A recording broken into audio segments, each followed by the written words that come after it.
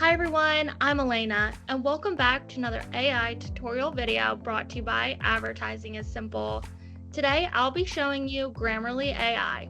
Grammarly is designed for effective writing. With a generative AI writing assistant available on any device, application, or website, you're in control of your next project. So let me show you how Grammarly AI works. You will first want to create an account. I'm using the free version, but you can upgrade to Pro if you choose.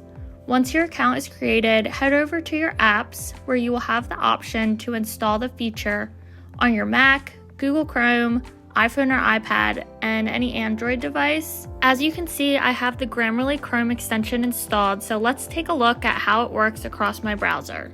I have my Google Docs sheet open, and on the right side, you can see the Grammarly button. We are going to click the light bulb next to it. This is where you can generate text.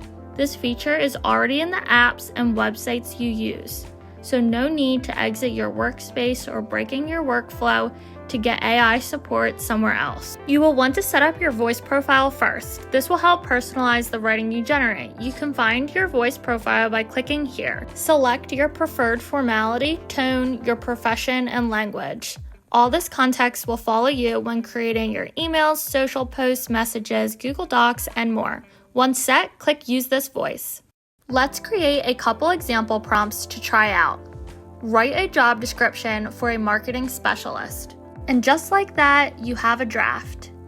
After looking it over, if you want to tweak it, you can. Once it looks good, you press Insert.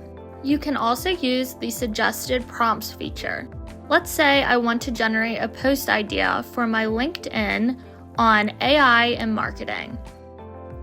If you want to make any adjustments, there are plenty of options to choose from.